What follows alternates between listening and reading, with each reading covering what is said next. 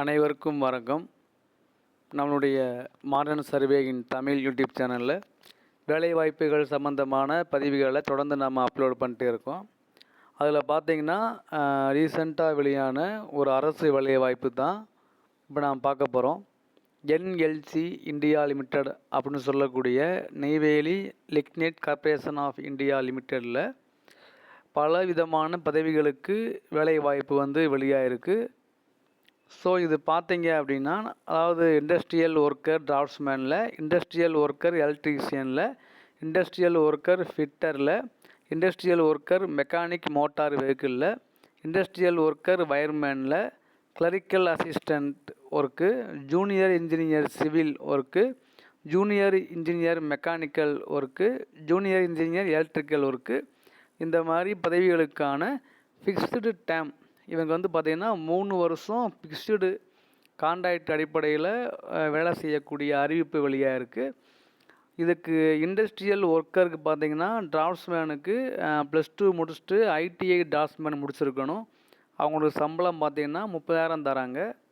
அதே மாதிரி electrician, fitter, mechanic motor vehicle, வயர்மேனுக்கு அந்தந்த பாடப்பிரிவுகளில் +2 முடிச்சுட்டு அந்தந்த பாடப்பிரிவுகளில் ஐடிஐ முடிச்சிருக்கணும். எல்லாத்துக்குமே சம்பளம் சேம் தான், 30,000 ரூபா. கிளரிக்கல் அசிஸ்டண்ட்டுக்கு பார்த்திங்கன்னா ஏதாவது ஒரு டிகிரி முடிச்சிருக்கணும் ஃபுல் டைமில். நம்மளுடைய ஜேஇ சிவிலுக்கு பார்த்திங்கன்னா ஜேஇ சிவில், மெக்கானிக்கல், எலக்ட்ரிக்கல் பார்த்திங்கன்னா அவங்க ஃபுல் டைமாகவோ அல்லது பார்ட் டைமாகவோ அந்தந்த இதில் டிப்ளமோ முடிச்சிருக்கணும் 3 இயர்ஸு. அதில் பார்த்தீங்க அப்படின்னா சிவிலுக்கு மொத்தம் 5 வேக்கண்ட் இருக்குது, மெக்கானிக்கலுக்கு 2 வேக்கண்ட் இருக்குது, எலக்ட்ரிக்கலுக்கு 1 வேக்கண்ட் இருக்குது.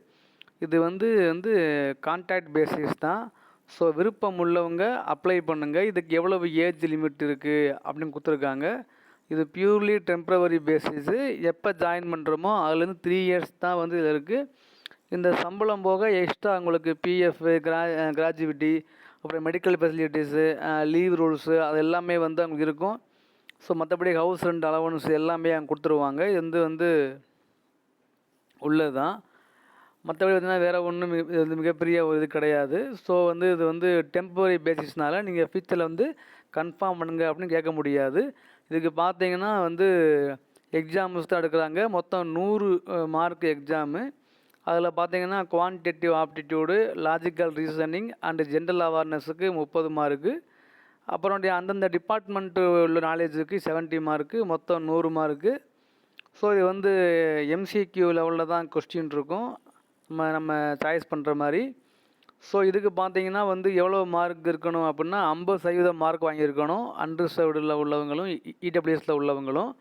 மற்ற எஸ்சி, எஸ்டி, ஓபிசி, நான் கிரிமினல் 40% மார்க் வாங்கியிருந்தால் போதுமானது. ஸோ இதுக்கு பார்த்திங்கன்னா நீங்கள் விருப்பம் உள்ளவங்க இதுக்கு விண்ணப்பிங்க. இது பார்த்திங்கன்னா டெம்பரரி ஜாப்பு அப்படின்னு பார்க்க வேணாம்.